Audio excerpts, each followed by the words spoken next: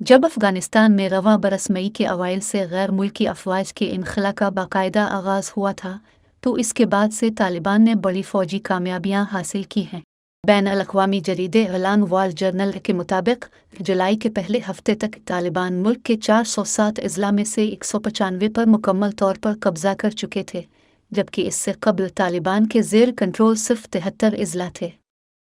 ملک کے 34 صوبوں کے دارالحکومتوں پر بھی طالبان کا کنٹرول بڑھتا جا رہا ہے اور خطرہ ہے کہ جلد ہی وہ ان پر اپنی عسکری قوت کے ذریعے قبضہ کر لیں گے۔ افغانستان کی فوج اور سیکیورٹی اداروں نے کئی اضلاع میں طالبان کو پیچھے ہٹنے پر مجبور کیا ہے اور کئی علاقوں میں مقامی لوگ بھی طالبان کی پیش قدمی کے خلاف مزاحمت کر رہے ہیں، لیکن طالبان کی کامیابیوں کے مقابلے میں یہ تمام تر مزاحمت نہ ہونے کے برابر ہے۔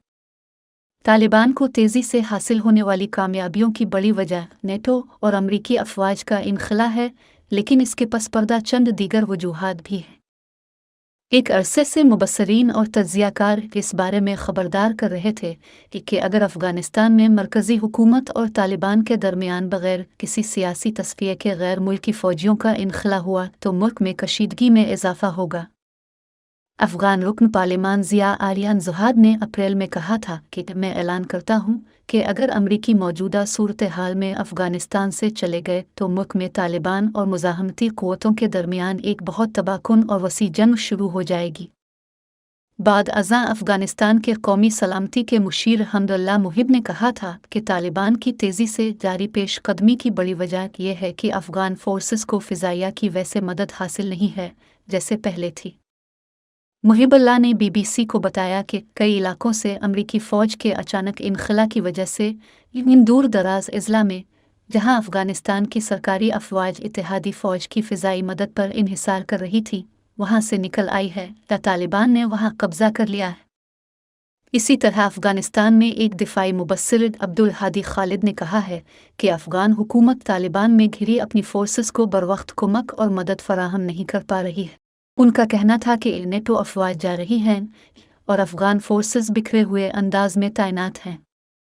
امریکہ اور طالبان کے درمیان فروری 2020 میں دوحہ میں ہونے والے معاہدے کے تحت تمام امریکی اور نیٹو افواج کو رواں برس 1 مئی تک افغانستان سے نکل جانا تھا، لیکن اپریل کے وسط میں امریکہ نے نئے صدر جو بائیڈن نے اعلان کیا کہ یہ انخلا رواں برس 11 ستمبر تک مکمل کیا جائے گا۔ بظاہر 1.5 لاکھ کے قریب طالبان جنگجوؤں کا امریکہ کے تربیت یافتہ 2,90,000 سے زائد افغانستان کے سرکاری فوجیوں سے کوئی مقابلہ نہیں ہونا چاہیے۔ لیکن پھر بھی بہت کم وقت میں طالبان ملک کے وسیع علاقوں پر قبضہ کرنے میں کامیاب ہو گئے ہیں، کیونکہ سرکاری افواج تو ذیلی مراکز چھوڑ کر چلی گئی ہیں یا انہوں نے طالبان جنگجوؤں کے سامنے بغیر مزاحمت کے ہتھیار ڈال دیے ہیں۔